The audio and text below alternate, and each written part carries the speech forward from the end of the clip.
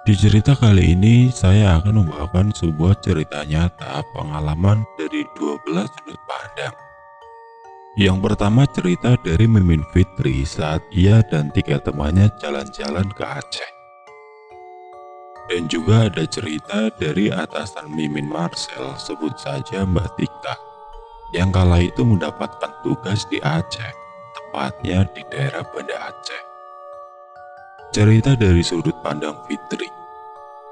Berlatar tahun 2017 bulan Maret, setelah aku menyelesaikan kontrak pekerjaanku dari Taiwan. Aku, Putri, Laras, dan Titi saat itu memilih memesan tiket pesawat ke Aceh untuk berlibur melepas penat selama 3 tahun merantau di negeri orang yang sangat melelahkan. Awalnya ide itu tercetus dari bibir Titi, sahabatku yang aku kenal dari agensi di sana. Titi mengajak kami untuk langsung berlibur merayakan selesainya kontrak selama 3 tahun di Taiwan. Ajakan Titi disambut hangat oleh Putri yang menyarankan destinasi liburan yang menarik di Bali. Namun Laras menolak karena ia berkata pernah liburan ke Bali saat diajak majikannya dahulu. Aku yang memang sebenarnya ingin langsung saja pulang ke kampung, sempat menolak ajakan mereka. Tetapi karena termakan rasa solidaritas dan juga bujuk rayu ketiga temanku itu, akhirnya aku menurut sajalah maunya mereka berlibur.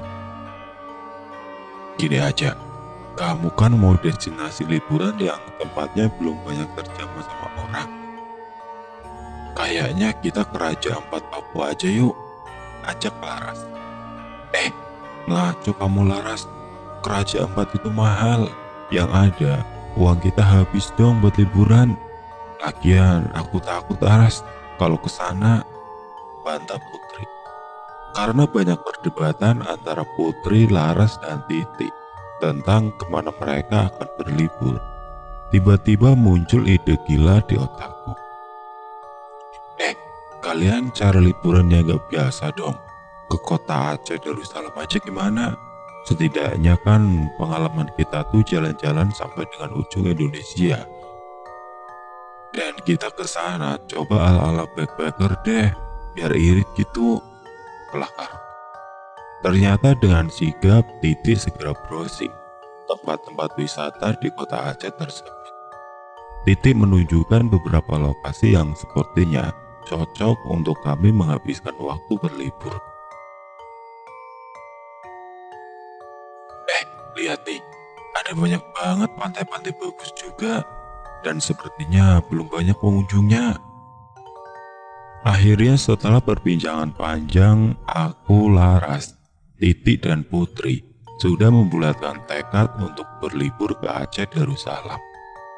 Setelah kami dipulangkan dari Taiwan, kami menginap 1 malam di hotel yang tidak jauh dari Bandara Soekarno-Hatta untuk melepas penatnya perjalanan.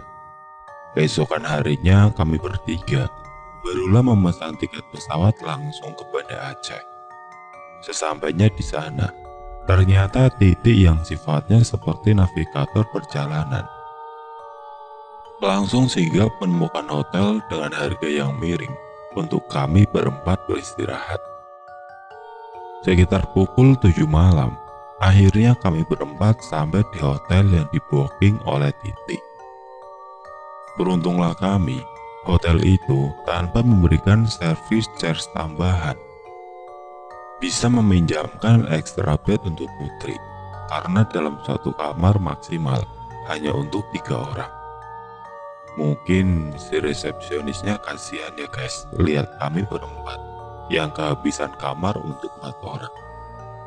Kami bertiga langsung diantarkan oleh bellboy menuju kamar kami di lantai 2, nomor 21. Saat aku berjalan melewati koridor lantai 1 menuju lantai 2, entah mengapa pundak dan kakiku terasa berat sekali, seperti ada yang memegangi. Derap langkahku perlahan mulai terseok, sehingga tidak sadar ternyata aku sudah tertinggal sendiri di belakang 3 temanku dan si bellboy di depannya. "Putri, Laras, Mbak Titi, tunggu aku dong. Kalian jalannya jangan cepat-cepat," ucapku setengah teriak. Namun, entah mengapa mereka seperti tidak sadar aku tertinggal di belakang mereka dengan langkah yang tertatih-tatih, seperti sedang memikul beban berat.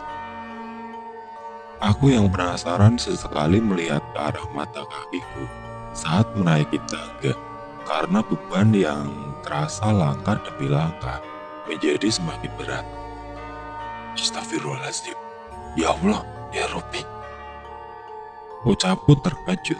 Ternyata ada dua tangan buntung yang memegang erat kaki kanan, dan sepasang tangan dengan setengah tubuh yang hancur tidak memiliki kepala.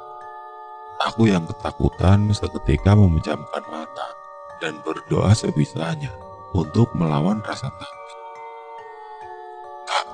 Kakak, nggak kenapa-napa? Kok masih di sini?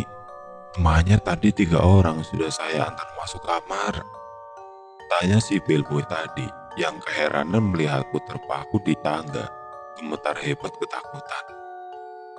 "Oh, maaf Pak.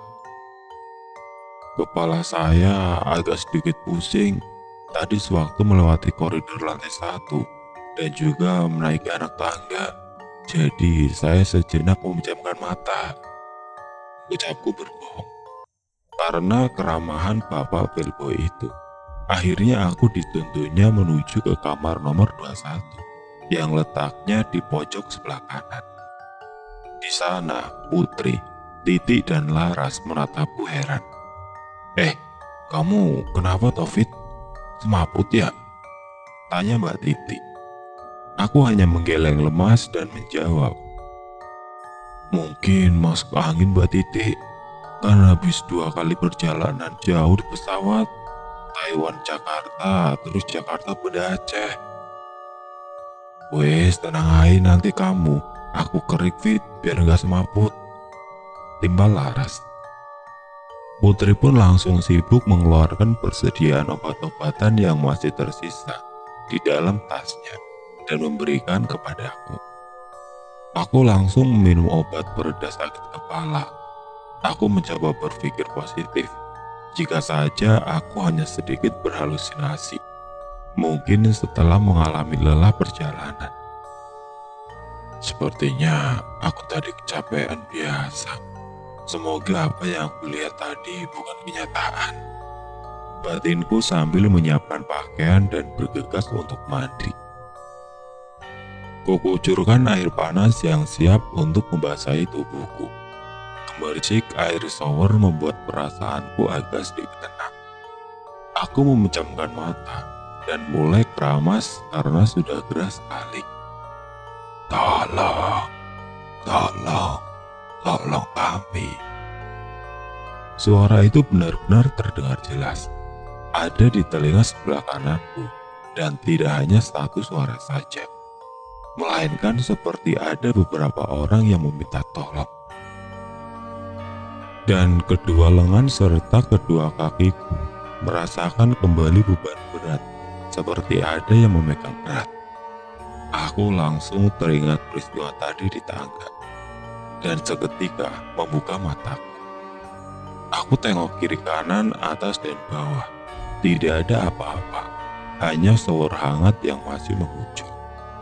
Tanpa mau berpikir macam-macam, aku dengan agak sedikit tergesa-gesa menyelesaikan mandi malamku itu dan pergi keluar kamar. Aku bergantian dengan Putri yang meminta terlebih dahulu antrian ke kamar mandi. Kulihat Laras terlelap di kasur Putri dan Mbak Titi sedang menonton televisi. Sesekali aku tengok Laras yang sedang meronta-ronta tidurnya. "Mbak Titi, kayaknya Laras mimpi buruk. Takutnya kena tindihan nih. Apa sebaiknya bangunin aja ya?" tanyaku kepada Mbak Titi. Anehnya, Mbak Titi hanya diam dan matanya fokus menonton TV, seperti tidak ada kejadian apapun. Karena aku yang tidak tega lihat Laras tidur tidak nyenyak, akhirnya memutuskan untuk membangunkan Laras.